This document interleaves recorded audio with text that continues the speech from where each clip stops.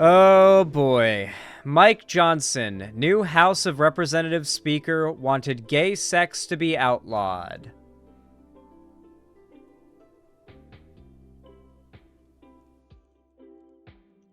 Anti-gay Louisiana Republican Representative Mike Johnson, who previously campaigned to make gay sex illegal, has become the 56th Speaker of the House of Representatives. LGBTQ+ advocacy groups and Democrats denounced the elevation of the hard-right politician, 51 years old, and described his promotion as deeply troubling for the American people. Johnson's new role has seen him succeed ousted Speaker Kevin McCarthy, who is the first Speaker the House of Representatives has removed from the office in U.S. history. The promotion has also brought Johnson's political positions and past comments into sharp focus with the advocate collating a damning list of editorials from the early 2000s in which he called homosexuality inherently unnatural, said same-sex marriage would doom America and legalizing it would mean pedophiles would claim equal protection. Remember, none of the arguments that these right-wingers are making about trans people are new. They did the same thing with gay people, and it didn't work. It will never work. ABC reports that in a 2003 column for a Louisiana newspaper, Johnson wrote, quote, there is clearly no right to sodomy in the Constitution, and the right of privacy of the home has never placed all activity with the home outside the bounds of the criminal law. The Louisiana politician is an ally of indicted former president of the 2024 Republican presidential hopeful, and I can't read right now. What the fuck is going on? And 2024 Actually, we can just listen to these. Let's just listen to them. The Louisiana politician is an ally of indicted former president and 2024 Republican presidential hopeful Donald Trump and has been described by the New York Times as an architect of the effort to overturn the 2020 election, voting in favor of overturning results in various states and previously questioned the trustworthiness of Dominion voting software. As being anti-gay, Mike Johnson is also... This guy's rise is no doubt a part of Operation 2025, or whatever it's called, the Republican plan to basically seize control of the government. This is no doubt a pretty big win and a pretty big achievement in their goals in Plan 2025, or Operation 2025. Also opposed to Roe v. Wade and supports a national abortion ban, promotes covenant marriages under which divorce is much more difficult to obtain, and supported Trump's 2017 executive order to ban immigration from 7 majority Muslim countries. He's basically on all of the current Republican positions right now. The GOP's main targets at this moment are abortion, contraceptive rights, and trans people. Oh, sorry, there's another one I also forgot that he's a big one on, and that's divorce. Right now, conservatives are more than any time in recent American history actively dropping the mask and exposing how much they view women as property, and they have been advocating for the banning of no-fault divorce. And some of the more radical ones outright saying that they do not want women to be allowed to divorce at all.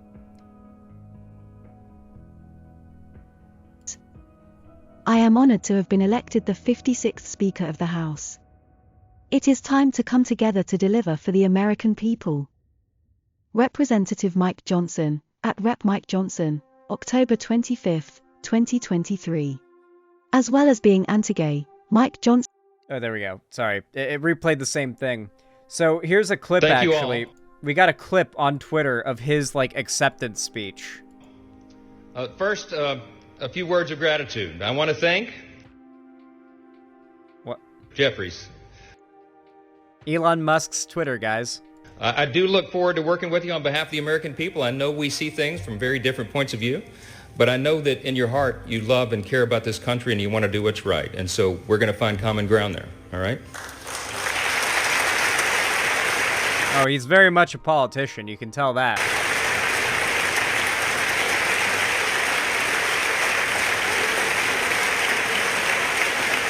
Absolute nightmare.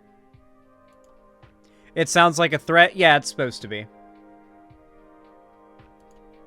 Many of my family members have resided in the 4th Congressional District of Louisiana for decades, so I know from personal experience his track record on civil rights and minority issues is clear and stark as our community continues to find itself under attack.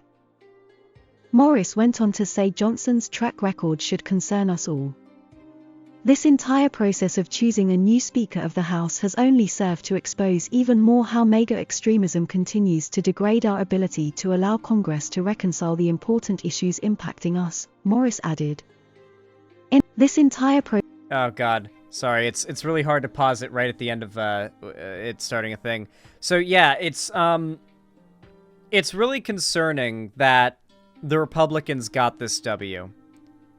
Like, as much as I talk about how important electoralism is and taking part in electoralism is, House Speaker's not something that you decide. Not directly, at least. While yes, voting does help to prevent things like this in the future happening, this wasn't like an election that you guys could have decided on. Like, we didn't get to vote on this. This was basically, at least directly, entirely out of our control. And these are the most, like, daunting political losses, are the ones that you can do nothing about, that could have been nothing about. This is a failure of your democracy? I agree, Minimum Volts. It is a failure of our democracy when the political party takes power and there is no election, there is nothing that could have been done to prevent it. That's not a good thing. When a political party is able to take power and even with hindsight, nothing could have been done to prevent it. There's no system in place that reasonably could have successfully prevented that. Like, they just exploited the system in such a way that they just won. Like, they practically cheated. It's not uncommon for the Republicans to play this sturdy. It's not surprising. In a statement, the National Black Justice Coalition said it strongly condemns the election of Mike Johnson, citing his anti-LGBTQ+ stance among its reasons. The statement reads, Johnson's record and opposition to critical civil rights and LGBTQ+ protections speak to his inability to lead the House in prioritizing public policy investments that increase opportunities and improve life outcomes for a country that continues to grow in diversity. An anti-Black, anti-LGBTQ+ elected leader should not be third in line to the presidency. It is deeply troubling to witness Johnson elected as Speaker, especially considering his vote against bipartisan legislation to codify same-sex marriage, which is foundational to ensuring equity and the staying power of constitutional rights upheld by the U.S. Supreme Court. Yeah, right now, the three big next targets for conservatives are contraceptive rights, gay marriage, and divorce. Notably, women having the right to divorce. But they might just try to go after divorce as a whole, divorce rights as a whole, to basically try to dissuade the argument that they're doing it misogynistically. Yeah, no-fault divorce will be what they'll go after first. The Holy Trinity, as Vosh said. I haven't heard Vosh say that, but yeah, that is a pretty good way to put it.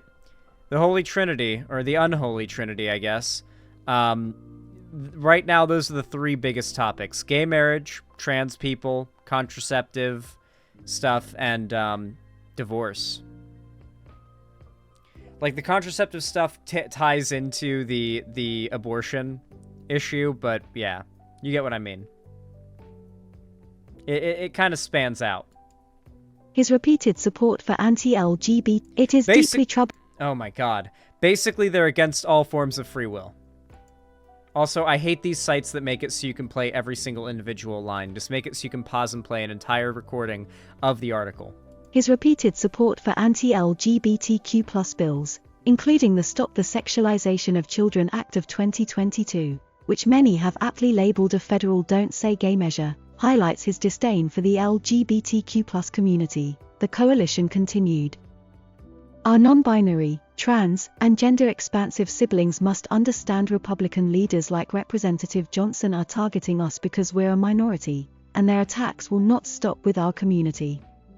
History has taught all of us that they will come for you.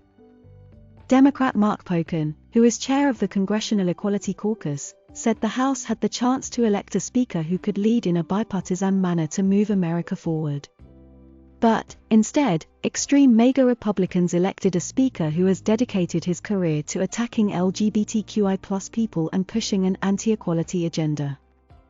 The House has already taken more than 10 anti-equality votes this Congress, Pocan continued.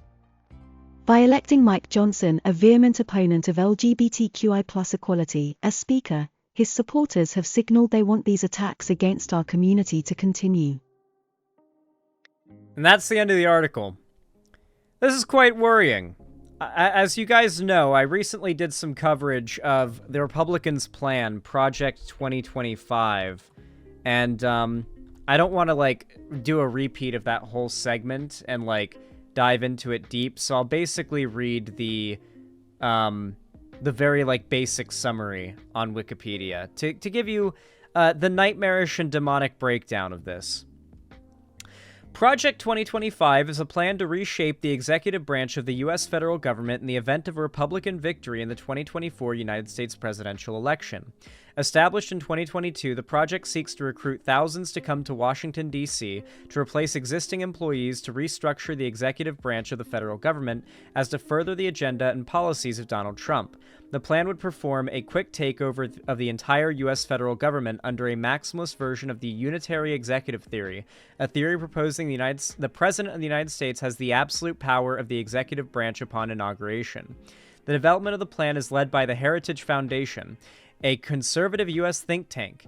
You guys are probably very aware of the Heritage Foundation. They are possibly the most influential, massive conservative group out there. They fund, I'm pretty sure they are big funders of the Daily Wire, PragerU. It goes on. It includes widespread changes across the entire government, particularly with regard to economic policy and the role of the federal government and federal agencies. Basically, it's them admitting they have a plan that if they win in 2024, then by 2025, our entire government will be completely different. They will seize complete control. Donald Trump, if elected president, will have complete control of the executive branch. And with a far-right MAGA Trump supporter as House Speaker, along with that as a possibility in that timeline, that is quite terrifying. You're basically one step away from, the Republicans and Trump's circle having 100% control of all branches of government, and that would basically mean our democracy is over. Our democracy just would not survive that. With Trump at the helm and nobody to stand in his way with any significant level of power, there wouldn't be any way to stop him. I don't think Trump's going to get elected. I really don't. I don't think he's going to get reelected at all, but that timeline exists. That dark timeline where you have a Republican House Speaker and Trump as president in 2024 exists somewhere in the multiverse, and that is the darkest timeline. Let's just hope it's not ours.